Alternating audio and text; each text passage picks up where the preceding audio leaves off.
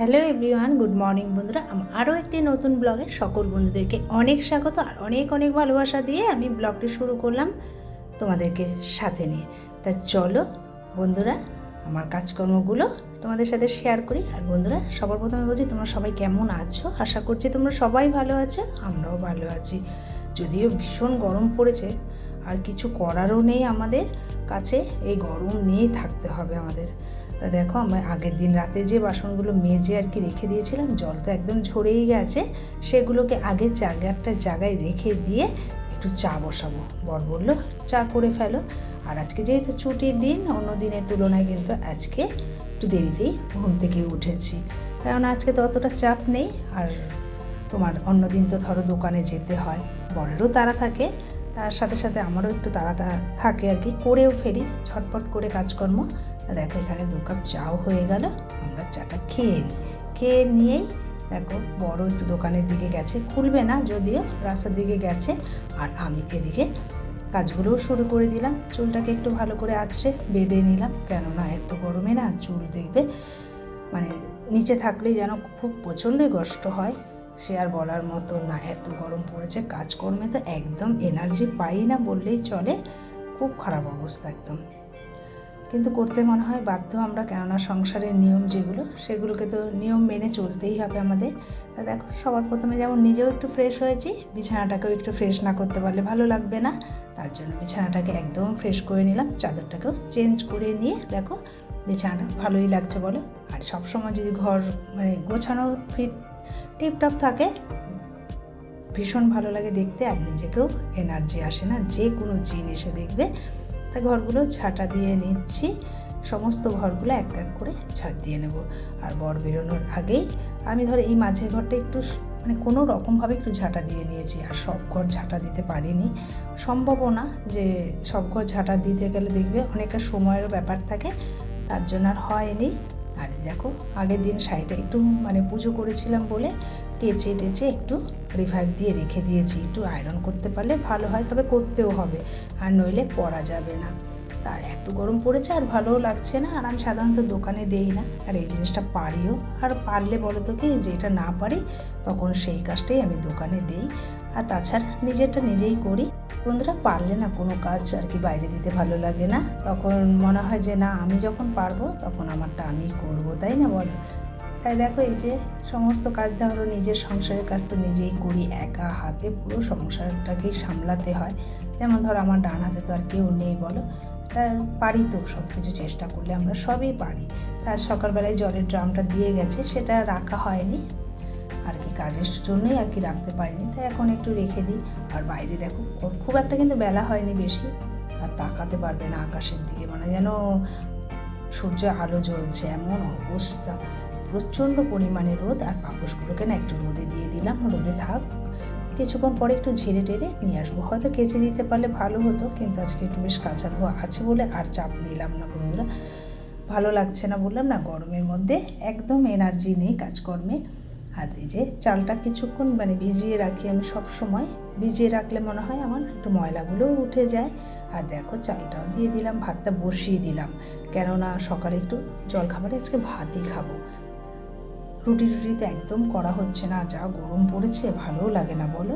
আর দই থাকলে তখন একটু দই চিড়ে মুড়ি খাওয়া যায়, দইটাও নেই ঘরে, আর কে যাবে আনতে, সে গেলে কিন্তু আমাকেই যেতে হবে, তাছাড়া আর হবে না।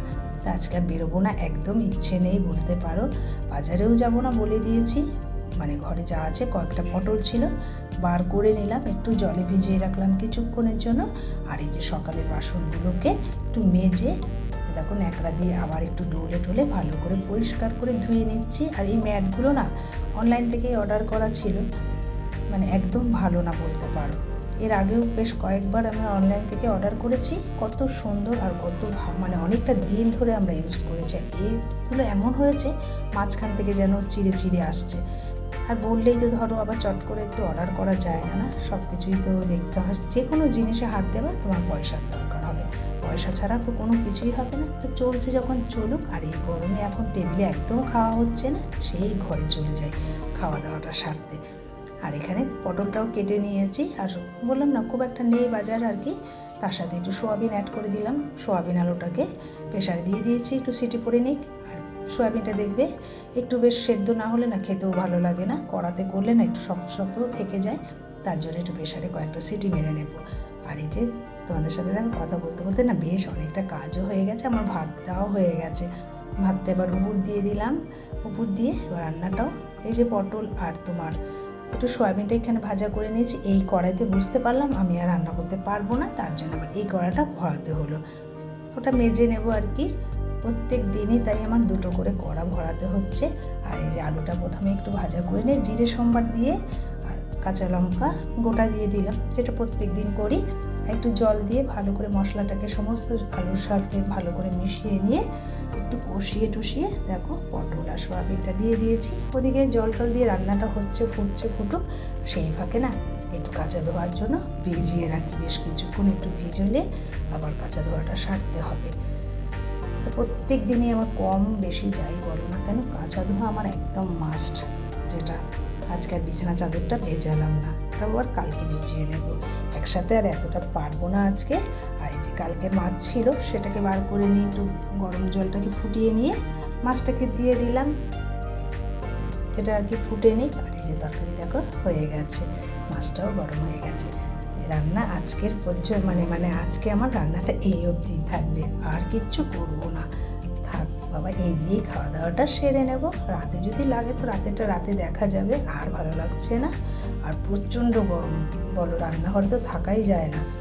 যে যা বাসন ছিল সেগুলোকে একটু ভালো করে মেজে ঘষে নিই, তাহলে আমার রান্নাঘরটাও গুছিয়ে নেব। কাজ আছে, ঘর তো কিচ্ছু মোছা হয়নি, সমস্ত কিছু করতে হবে। তো বন্ধুদের বলছি যে আমার ভিডিওটা তোমরা কোথা থেকে দেখছো আর কেমন লাগছে একটু কমেন্ট করে জানিও। যদি আমার ভুল ত্রুটি হয়ে থাকে কোনো কাজের মধ্যে সেটাও আমাকে বলতে পারো, বললে তাহলে আমি আবার ঠিক করার তাহলে সুযোগ পাবো, এটাই বলছি তোমাদের কাছে। তা দেখো কাজকর্মগুলো কেমন লাগে আর কি, প্রত্যেক দিন যে তোমাদের সাথে শেয়ার করি কাজকর্মগুলো, সেটা নিয়েই তোমরা একটু কমেন্ট করে জানিও। আর তোমাদের কমেন্ট পেলে ভিডিও করতে অনেকটা আগ্রহ বেড়ে যায় জানো তো বন্ধুরা। তা বাসন টাসনগুলো মেজে কমপ্লিট করে গ্যাস ওভেনটাও পরিষ্কার করে নিলাম।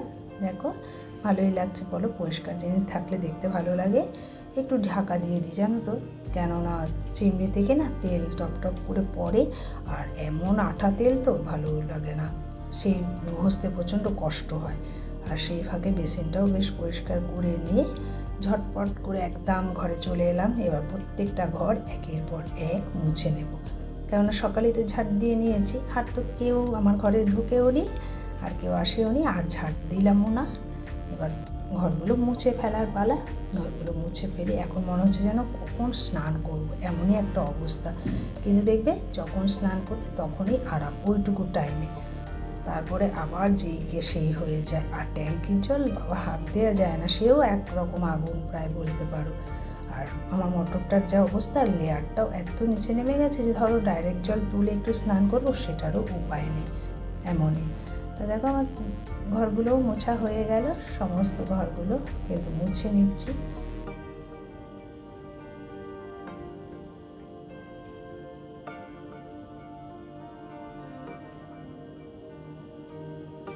সবশেষে এবার রান্নাঘরটা একটু মুছে নেব, রান্নাঘর তো একদম গুছানো, সমস্ত আজকে কমপ্লিট করাই বাসন থেকে, আর ঘরটা মুছলেই হয়ে যাবে।